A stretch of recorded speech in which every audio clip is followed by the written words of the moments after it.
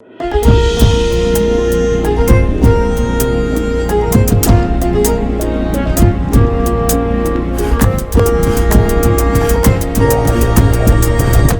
ውድ የፈታ ዴሊ ተከታታዮቻችን፣ በዕለተ አርብ ምሽት ጥንቅራችን ላይ እንገኛለን።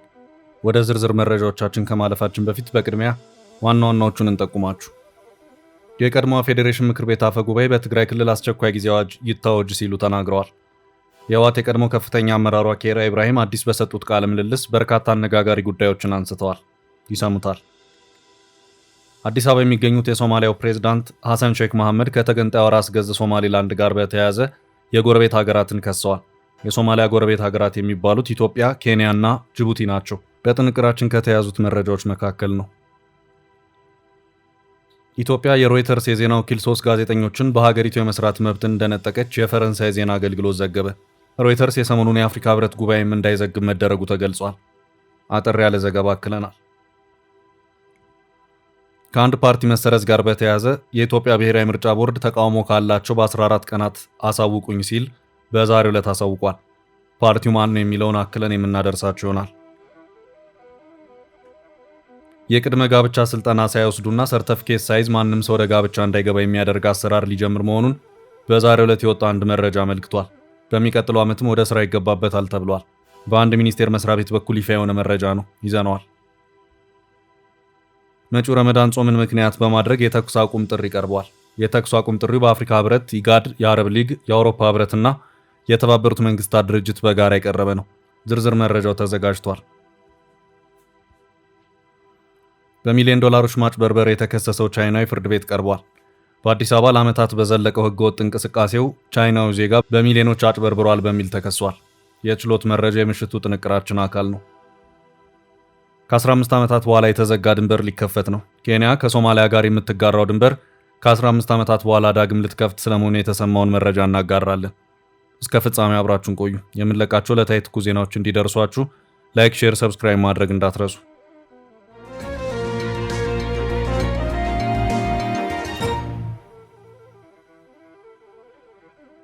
በትግራይ አስቸኳይ ጊዜ አዋጅ ጥሪ። የቀድሞ የፌዴሬሽን ምክር ቤት አፈ ጉባኤ በትግራይ ክልል አስቸኳይ ጊዜ አዋጅ ይታወጅ ሲሉ ተናግረዋል። የህወሓት የቀድሞ ከፍተኛ አመራሯ ኬሪያ ኢብራሂም አዲስ በሰጡት ቃለ ምልልስ በርካታ አነጋጋሪ ጉዳዮችን አንስተዋል። ወይዘሮ ኬሪያ ኢብራሂም በትግራይ አስቸኳይ ጊዜ መታወጅ አለበት ብለዋል። የቀድሞ የፌዴሬሽን ምክር ቤት አፈ ጉባኤ ወይዘሮ ኬሪያ ኢብራሂም አዲስ ባደረጉት ቃለ ምልልስ ለህዝብ ሲባል የጦርነት በሮች ሁሉ መዘጋት አለባቸው፣ ለዚህ ደግሞ በሀገር ውስጥም ሆነ በውጭ የሚገኙ የክልሉ ተወላጆች ጥረት ማድረግ ይገባቸዋል ብለዋል። ኬሪያ ከጋዜጣ ፕላስ ወጋህታ ጋር ባደረጉት በዚህ ቃለ ምልልስ የትግራይ ተወላጆች አስተላለፋችንን ማስተካከል አለብን፣ ከፌዴራል መንግስት ጎን በመቆም ህዝባችንን ከችግር ማላቀቅ ይኖርብናል ያሉ ሲሆን በትግራይ ክልል ውስጥ አስቸኳይ ጊዜ አዋጅ መታወጅ እንዳለበትም አስረድተዋል። ንግግራቸውን ሲቀጥሉም የፌዴራል መንግስት ሊመልሳቸው የሚችላቸውን ጥያቄዎች መመለስ መቻል አለበት ብዬ አስባለሁ። ይህን እንዲመልስ መቃወም ሳይሆን ከጎኑ መቆም አለብን በማለትም ገልጸዋል። የትግራይ ህዝብ ከሀገሩ ጋር የመዋጋት ታሪክ እንደሌለው የጠቀሱት ወይዘሮ ኬሪያ የህወሓት ቡድን ግን ጦርነት ለማስነሳት እየሞከረ እንደሚገኝ አስረድተዋል። ጨምረውም የትግራይ ህዝብ ከሀገሩ ጋር የሚጋጭበት ምንም አይነት ሁኔታ የለም፣ እንዲህ አይነት ታሪክም የለውም።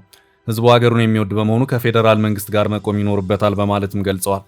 የቀድሞ አፈ ጉባኤ ሲቀጥሉም የትግራይ ህዝብና ምድር የጦር ሜዳ እንዳይሆን መጠንቀቅ አለብን፣ የጥፋት ኃይሎችን መዋጋትም አለብን። ትግራይ ጦር ሜዳ መሆን የለባትም። ስለዚህ ይህ እንዳይከሰት አሰላለፋችንን ማስተካከል ያስፈልጋል ብለዋል። በማስከተልም እኔ ሰላም ይምጣ፣ ጦርነት አቁሙ እያልኩ ነው። ሰላም በትግራይ እንዲሰፍን ችግሩን በህጋዊ መንገድ መፍታት ካልተቻለ አስቸኳይ ጊዜ አዋጅ መታወጅ አለበት። ምክንያቱም ትግራይ ውስጥ ስርዓት አልበኝነት አለ። ህዝቡ ለጦርነት ገንዘቡን እንዲለግስና በጦርነቱ ውስጥ እንዲሳተፍ ለማስገደድ እየተሞከረ ነው በማለትም አስረድተዋል። የቀድሞ የህወሓት ከፍተኛ አመራር የነበሩት እንዲሁም የፌዴሬሽን ምክር ቤት አፈ ጉባኤ በመሆን ያገለገሉት ወይዘሮ ኬሪያ ኢብራሂም በአቶ ጌታቸው ረዳና ጓዶቻቸው የተመሰረተውን ስምረት ፓርቲ መቀላቀላቸው ይታወቃል።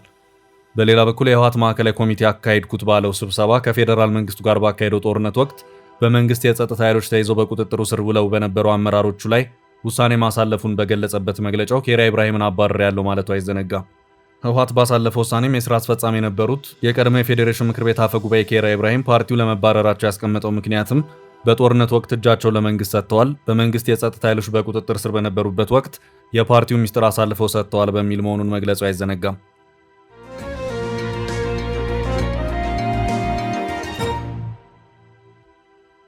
በቀጣይ መረጃችን ሶማሊያ ጎረቤቶቿን ከሰሰች። አዲስ አበባ የሚገኙት የሶማሊያው ፕሬዝዳንት ሐሰን ሼክ መሐመድ ከተገንጣዩ ራስ ገዝ ሶማሌላንድ ጋር በተያያዘ የጎረቤት ሀገራትን ከሰዋል።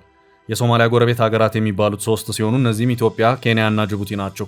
ክሱም ከነዚሁ በደፈናው ጎረቤት በሚል በስም ያልተጠቀሱት ሀገራት እስራኤል ለሶማሌላንድ የሰጠችውን የሀገርነት እውቅና ይደግፋሉ የሚል ነው።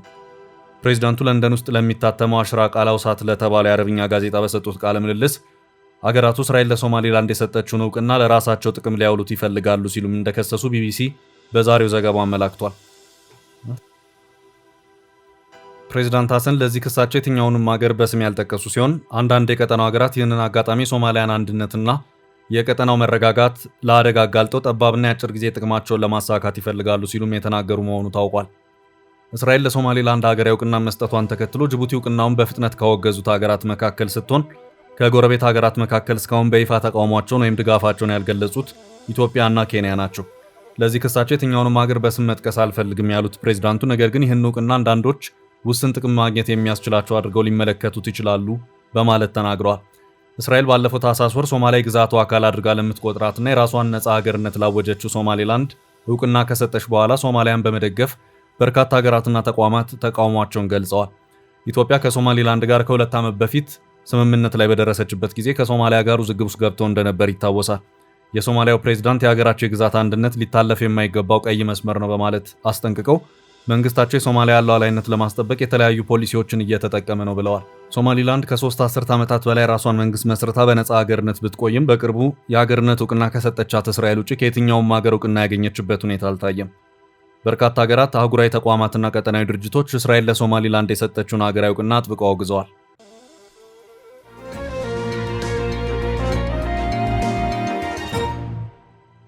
በቀጣይ መረጃ ሮይተርስ የዜና ወኪል ኢትዮጵያ ውስጥ ታገደ። ኢትዮጵያ የሮይተርስ የዜና ወኪል ጋዜጠኞችን በሀገሪቱ የመስራት መብት እንደነጠቀች የፈረንሳይ ዜና አገልግሎት ዘገበ። የአሁኑ ቅዳሜና እሁድ በአዲስ አበባ የሚካሄደውን 39ኛው የአፍሪካ ህብረት የመሪዎች ጉባኤ ላይ ለመሳተፍ ለሮይተርስ የተሰጠው ፍቃድ እንደተሰረዘ ነው የዜና ወኪሉ ቃል አቀባይ ገለጹት። ከዚህ በተጨማሪ መቀመጫቸውን በአዲስ አበባ ያደረጉ 3 የሮይተርስ ጋዜጠኞች በኢትዮጵያ የመዘገብ ፍቃድ እንዳልታደሰና መንግስት ለማደስ ፍቃደኛ እንዳልሆነ ቃል አቀባዩ መግለጻቸውን የፈረንሳይ ዜና ወኪል ዘገባ አመልክቷል። ፍቃዳቸው ያልታደሰ ሁሉም ጋዜጠኞች ኢትዮጵያውያን ሲሆኑ ሮይተርስ ስለ ኢትዮጵያ በሚሰራቸው ዘገባዎች የጀርባ አጥንት እንደነበሩ የፈረንሳይ ዜና አገልግሎት መረጃ አመልክቷል። ሮይተርስ የውሳኔው ገፊ ምክንያቶች ምን እንደሆነ ያለው ነገር የለም። ሮይተርስ ጉዳዩን እየገመገመ እንደሚገኝና ነፃ፣ ገለልተኛና አስተማማኝ በሆነ መንገድ ስለ ኢትዮጵያ ዘገባዎች መስራቱን እንደሚቀጥል ግን አስታውቋል። የፈረንሳይ ዜና አገልግሎት በጉዳዩ ላይ ለኢትዮጵያ ባለስልጣናት ያቀረበው ጥያቄ ምላሽ እንዳላገኘ በዘገባው ጠቅሷል። የኢትዮጵያ መገናኛ ብዙሃን ባለስልጣን ባልደረባ ስለ ጉዳዩ መረጃ እንደሌላቸው መናገራቸውን የፈረንሳይ ዜና አገልግሎት ዘግቧል። ሮይተርስ ከጥቂት ቀናት በፊት ለሱዳን ፈጥኖ ደራሽ ኃይሎች ታጣቂዎች በኢትዮጵያ ቤንሻንጉል ጉሙዝ ክልል ማሰልጠኛ መክፈቱን የሚዘግብ ሰፊ ሪፖርት አቅርቦ እንደነበር ይታወሳል። ፍቃድና አደሳ ክልከላው ከዚህ ጋር የተገናኘ ስለመሆኑ ግን የተባለ ነገር የለም።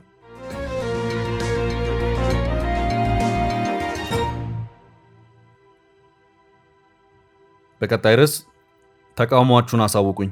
ምርጫ ቦርድ በሕገ መንግስቱና በምርጫ ሕጉ መሰረት ከተሰጠው ስልጣንና ኃላፊነት አንዱ የፖለቲካ ድርጅቶችን መመዝገብ፣ መከታተልና መቆጣጠር እንደሆነ ያሳወቀ የኢትዮጵያ ብሔራዊ ምርጫ ቦርድ በዚህም በአንድ ፓርቲ መሰረት ጉዳይ ያላችሁን ተቃውሞ በ14 ቀናት ጊዜ ውስጥ አሳውቁኝ ብሏል። ፓርቲው በክልል ደረጃ የተቋቋመና በቤኒሻንጉል ጉሙዝ ክልል ሲንቀሳቀስ የነበረ ነው። የቦሮ ዴሞክራሲያዊ ፓርቲ ወይም በምህጻረ ቃሉ ቦዴፓ በመባል ይታወቃል። ምርጫ ቦርድ በዛሬው ዕለት ባሳወቀው መሰረትም ሊቀመንበሩ ታህሳስ 3 ቀን 2018 ዓ.ም በተጻፈ ደብዳቤ የቦሮ ዴሞክራሲያዊ ፓርቲ ጥር 22 ቀን 2012 ዓ.ም ክልላዊ ፓርቲ ሆኖ እንዲንቀሳቀስ ከብሔራዊ ምርጫ ቦርድ የተሰጠው የህጋዊ ሰውነት ማረጋገጫ እውቅና እንዲሰረዝ የፓርቲው ጠቅላላ ጉባኤ ህዳር 15 ቀን 2018 ዓ.ም ባካሄደው አስቸኳይ ጠቅላላ ጉባኤ የወሰነ መሆኑን አሳውቆ ቦርዱ በውሳኔው መሰረት ፓርቲውን ከምዝገባ እንዲሰርዝ በማለት ያመለከተ መሆኑን በማስታወቅ በዚሁ መሰረትም የፓርቲውን መሰረዝ አስመልክቶ ተቃውሞ ያለው ሰው ከነገ የካቲት 7 ቀን 2018 ዓ.ም ጀምሮ በ14 ቀናት ውስጥ ተቃውሞውን ለቦርዱ ጽህፈት ቤት ማቅረብ ይችላል ሲልም ቦርዱ አስታውቋል።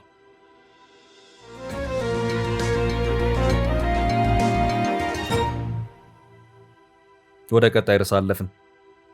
ሰርተፍኬት ሳይዙ መጋባትን ልከለክል ነው ሚኒስቴር መስሪያ ቤቱ።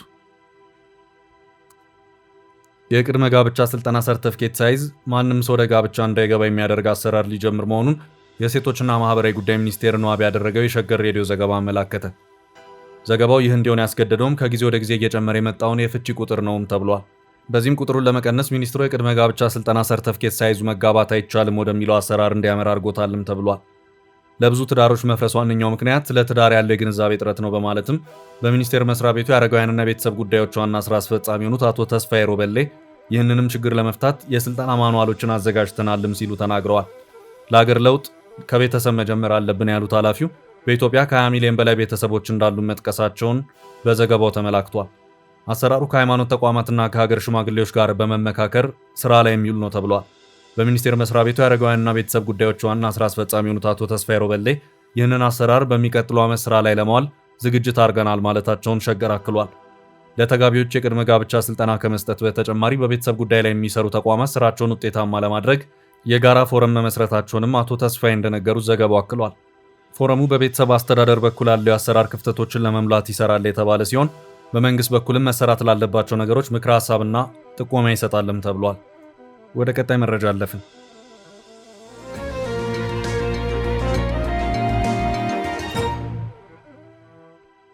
በአዲስ አበባ በዶላር ማጭበርበር የተከሰሰው ቻይናዊ።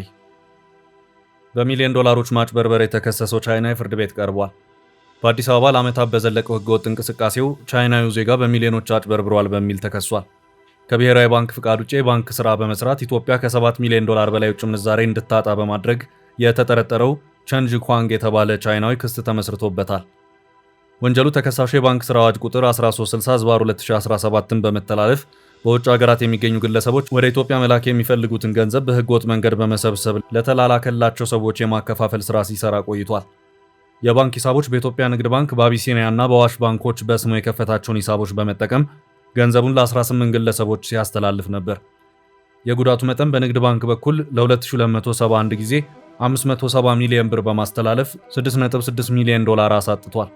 በአቢሲኒያ ባንክ በኩል ለ60 ጊዜ 32.6 ሚሊዮን ብር በማስተላለፍ 454,000 ዶላር አሳጥቷል ሲል የክስ መዝገቡ ይገልጻል። በአጠቃላይ 603.4 ሚሊዮን ብር በማንቀሳቀስ ኢትዮጵያ በወቅቱ የውጭ ምንዛሬ ተመን ማግኘት የሚገባትን 7,153,000 ዶላር እንድታጣ አድርጓል ነው የተባለው። ይህ ህገወጥ ተግባር ከሐምሌ 2010 ዓ.ም እስከ ህዳር 4 ቀን 2018 ዓ.ም ድረስ ለተከታታይ ዓመታት ሲከናወን የቆየ መሆኑን የአቃቤ ህግ የክስ መዝገብ ያመለክታል። የቻይናዊ ክስ የተሰማው ብሔራዊ ባንክ በህገወጥ የገንዘብ አስተላላፊዎች ላይ ሰፊና የተናበበ እርምጃ ልወስድ ነው ካለ በኋላ ነው። የኢትዮጵያ ብሔራዊ ባንክ በህገወጥ መንገድ ገንዘብ ያስተላልፋሉ ያላቸው የሐዋላ ተቋማት ገንዘብ ላኪዎችና ተቀባዮች ላይ የተጠናከረ እርምጃ ሊወስድ መሆኑን ከወራት በፊት ማስታወቁ አይዘነጋም። ለሽብርተኝነት ገንዘብ ማስተላለፍ ወይም ህገወጥ የገንዘብ ዝውውር ላይ ተሰማሩ የተወሰኑ ገንዘብ አስተላላፊ ተቋማት እንዳሉ ደርሰንበታል ያሉት የብሔራዊ ባንክ ገዢ ኢዮብ ተካልኝ በእነዚህ አስተላላፊዎች ላይ በጣም የተናበበ የተቀናጀ ሰፊ እርምጃ ለመውሰድ መዘጋጀታቸውን ማስታወቃቸው የሚታወስ ነው። ባለፈው ዓመት 2017 ዓ.ም መጨረሻ እንዲሁ ህጋዊና መደበኛ የባንክ ስርዓትን ወደ ጎን በመተው በህገ ወጥና ትይዩ ገበያ የውጭ ምንዛሬ ወንጀል ተግባር ላይ የተሰማሩ 138 ተጠርጣሪዎች የባንክ ሂሳብ መታገዱም የሚታወስ ነው። ውሳኔዎቹ የፌዴራል ባለስልጣናት በፍጥነት እያደገ የመጣውን የዲጂታል ክፍያ ስርዓት ጥብቅ ቁጥጥር ለማድረግና ህጋዊ መስመር ለማስያዝ ቅድሚያ ሰጥተው እየሰሩበት ከመሆኑ ጋር በተያያዘ መሆኑ ተመልክቷል።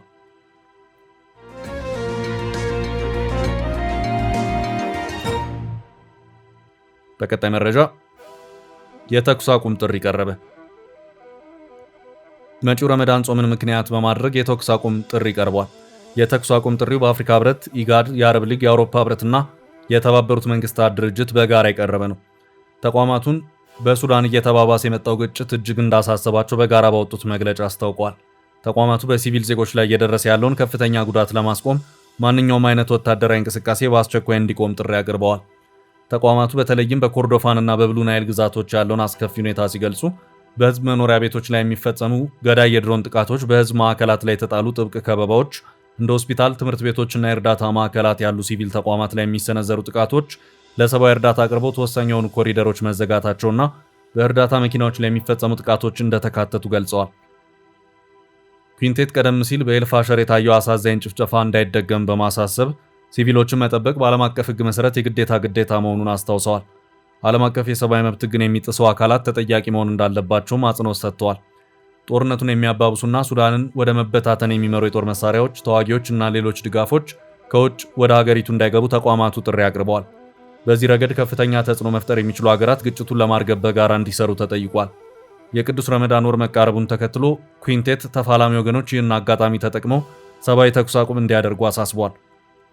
ይህም ተጨማሪ የሰው ሕይወት እንዳይጠፋ ለመከላከል አስቸኳይ ሕይወት አድን እርዳታ ለሚፈልጉ ዜጎች ተደራሽ ለማድረግ ለወደፊቱ ዘላቂ የተኩስ አቁም ስምምነት እንደ መጀመሪያ እርምጃ እንዲያገለግል የታለመ ነው። ተቋማቱ ለሱዳን ሉዓላዊነትና አንድነት ያላቸውን ቁርጠኝነት በመግለጽ ጦርነቱን በዘላቂነት ለመቋጨት የሱዳን ባለቤትነት ያለበትና ሁሉንም ወገኖች ያሳተፈ የፖለቲካ ውይይት እንዲጀመር ድጋፋቸውን እንደሚቀጥሉ አስታውቀዋል። ይህ በእንዲህ እንዳለ እንደ መንግስታት ድርጅትና የሰብአዊ እርዳታ ኤጀንሲዎች ዘገባ ከሆነ ጦርነቱ ከተጀመረበት ጊዜ አንስቶ በ10 ሺዎች የሚቆጠሩ ሰዎች ተገድለዋል። ወደ 14 ሚሊዮን የሚጠጉ ሰዎች ከቀያቸው ተፈናቅለው ወደ ተለያዩ ጎረቤት ሀገራት ሸሽተዋል። ጦርነቱ ሰፊውን የሱዳንን ክፍል ወደ ረሃብ መግፋቱን የተባበሩት መንግስታት ድርጅት አስታውቋል። አክሎም በሚሊዮን የሚቆጠሩ ሰዎች ለከፋ የምግብ ዋስትና እጦት እንደሚዳረጉ ያስጠነቀቀ ሲሆን የጤናና የእርዳታ አቅርቦቶች በግጭት ወደ ተጠቁ አካባቢዎች መድረስ ሳይችሉ መቅረታቸውን ገልጿል። የአርኤስኤፍ እና የሱዳን ጦር በተባበሩት መንግስታት ድርጅት በዩናይትድ ስቴትስ እና በዓለም አቀፍ የሰብአዊ መብት ተሟጋች ድርጅቶች በሰላማዊ ዜጎች ላይ ጥቃት፣ ማንነት ተኮር ግድያና ሰፊ ጾታዊ ጥቃትን ጨምሮ ከባድ የሰብአዊ መብት ረገጣዎችን በማድረስ ክስ ቀርቦባቸዋል። በሁለቱ ተፋላሚ ወገኖች ላይ ዓለም አቀፍ ጫናዎች እየተባባሱ ቢሄዱም በተለያዩ የአገሪቱ ክፍሎች ጦርነቱ እንደቀጠለ ነው። የተለያዩ አካላት ቀጠናዊና ዓለም አቀፍ ኃይሎች በግጭት ውስጥ ተቀናቃኝ ወገኖችን ይደግፋሉ በሚል ይወነጀላሉ።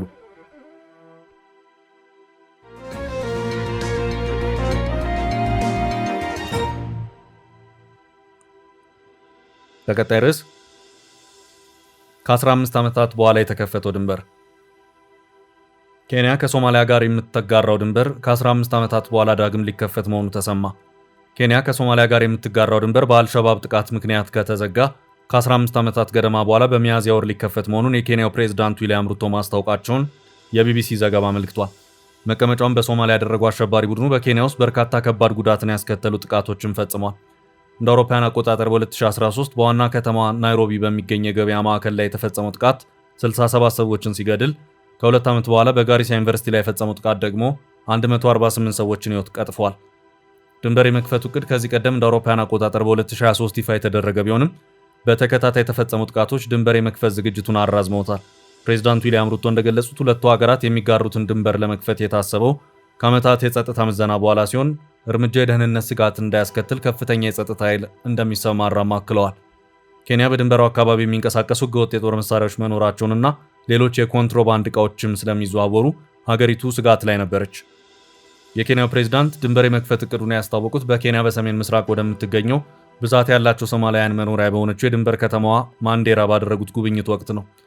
ሩቶ በኤክስ ገጻቸው በማንዴራ ያሉ ኬንያውያን ዘመዶቻቸውና ጎረቤቶቻቸው በሶማሊያ ካሉት ጋር መገናኘት አለመቻላቸው ተቀባይነት የለውም ብለዋል። ኬንያ እንደ አውሮፓውያን አቆጣጠር በ2015 በወታደራዊ ስጋት ምክንያት በሁለቱ ሀገራት የጋራ ድንበር 680 ኪሎ ሜትር ርዝመት ላይ አጥር ግንባታ የጀመረች ቢሆንም ከ3 ዓመታት ገደማ በኋላ 10 ኪሎ ሜትር የሽቦ አጥር ብቻ በ35 ሚሊዮን ዶላር ወጪ ከተገነባ በኋላ ፕሮጀክቱ ታግዷል። ውድ ቤተሰቦቻችን ለዛሬ ያዝንላችሁን ርዕሰ ጉዳዮች እዚህ ላይ ቋጨን። ላይክ፣ ሼር እና ኮሜንት በማድረግ ለቻናላችን ድጋፋችሁን መግለጽ እንዳትዘነጉ እያልን ከሌሎች መረጃዎች ጋር ደግመን እስክንገናኝ ቸር ያሰማን።